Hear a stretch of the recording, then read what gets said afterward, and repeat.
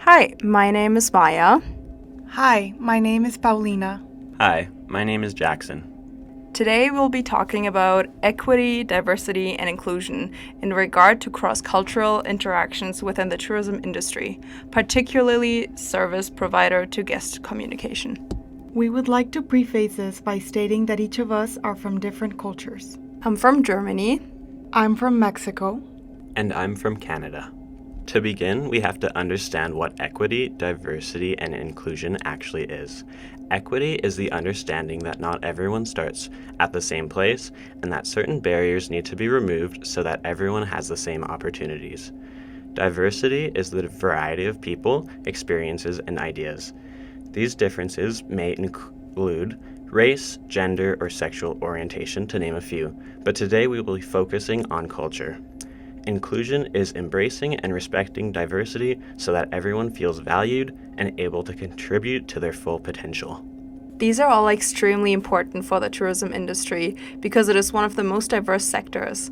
It brings in people from all over the world from a huge range of different cultures.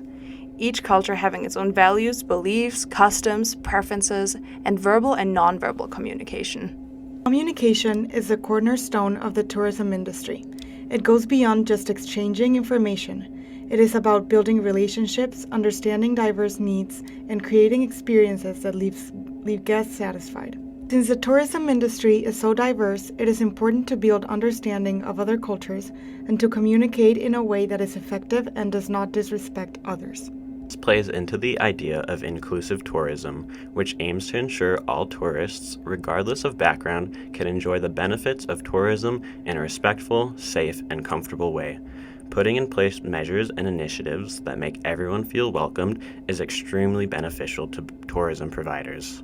One of the main benefits is creating a more memorable and positive experience for all guests, no matter where they come from, so that everyone feels welcomed and accepted.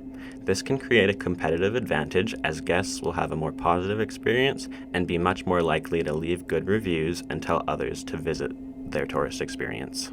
When creating an inclusive tourism experience, it is important to think about how you communicate with guests. Circling back to the verbal and nonverbal communication in different cultures, each culture has their do's and don'ts. As tourism providers, we must learn and understand the different words, phrases, or gestures that might confuse or even disrespect people from other cultures. We will now show you two scenarios that showcase verbal communication and nonverbal communication that might be problematic and how we can improve them. Up first, we have verbal communication. This form of communication is used to exchange information, express feelings and ideas, and establish social connections through spoken or written words. It involves clarity, tone, language, and active listening to ensure the message is understood as intended. Good afternoon. Good afternoon, how may I help you? I was wondering if tomorrow morning you could come knock me up at 6 a.m. I have an early flight. I'm sorry, sir. Knock you up? Yeah, wake me up. Oh, I'm sorry, sir. It just knock up means a totally different thing in North America. Really? Yes, it means get pregnant. Try to avoid using slang. Save yourself the embarrassment. So, how can we improve verbal communication? First of all, be aware of differences and don't assume that everybody will understand you instantly. Moving on, keep it simple. Avoid long and overly complicated words like utilize, for example. You can just say use. Next, very obvious from the scenario, avoid slang. Slang can vary in different regions. If you want someone to wake you up, maybe you could just ask, "Could you wake me up?" instead of saying, "Knock me up." Another thing you might want to avoid are jokes. Jokes don't translate well across some cultures. They might be funny to you, but can be very unfunny or even offensive to others. Another very important thing to practice is active listening. What does that mean? It means being present in the situation and to focus on the speaker only. Let's practice that right now. Keep away your phone and all other things you could be doing right now and focus only on our last tip for verbal communication. Don't assume that someone fully understands what you're trying to say. To see if the person understands you, you can look at nonverbal cues like nodding or a confused face. If you really can't tell if somebody understands your point, just ask. Next, we have nonverbal communication. This form of communication accounts for almost 70% of total communication, and it is reflected in the communication environment, physical characteristics of the communicator, and body movements. It is especially important in the service industry since the physical appearance of personnel affects the perception of their courtesy and credibility. Hi Maya, I was wondering if I could talk to you. Hi Jackson, sure, just come in.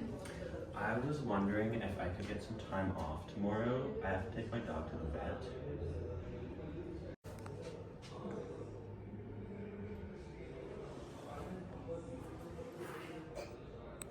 What's wrong?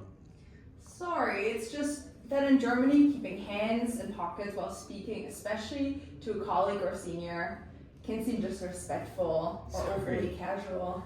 Didn't mean to do that. In Canada, it's just a regular stance. I didn't actually know that about Germany. No problem. Every culture has different expectations. It's a learning process for all of us. Now, how can we improve nonverbal communication? Have an open body language. Someone is crossing their arms in a conversation. Are they in a bad mood or not interested? This person might just be comfortable in this position. A more open body language is more neutral and leaves less room for misinterpretation. Of course, you can use nonverbal communication as well, intentionally, but be aware that different cultures use nonverbal communication differently. Sitting with your leg crossed is a regular thing to do in Canada, but in Turkey, that is really offensive. In Japan, you avoid eye contact to show someone your respect. In Germany, that would be so rude. Germans perceive intense eye contact as respectful and trustworthy. Okay, now we have a few tips for the next cross-cultural conversation. We know it's a lot to be aware of, but you should know that mistakes are normal. Be accepting with yourself and others. We're all learning. It is important to always think of ways that we can improve in creating a more accepting and welcoming environment. Have sessions to open avenues to talk about ways that your workplace could improve upon itself. Another great option is cultural sensitivity training sessions and initiatives. Some options for creating a more welcoming environment might include having a quiet space so those with language barriers can listen more easily. Another one could be having information presented in a multitude of different languages, such as brochures, websites, or even welcome signs. A great example of this is at the visitor center that I work at in Hazleton. We put up welcome signs on the stairs to our museum in many different languages. It's important to be innovative and think of how you can best welcome those traveling from across the world.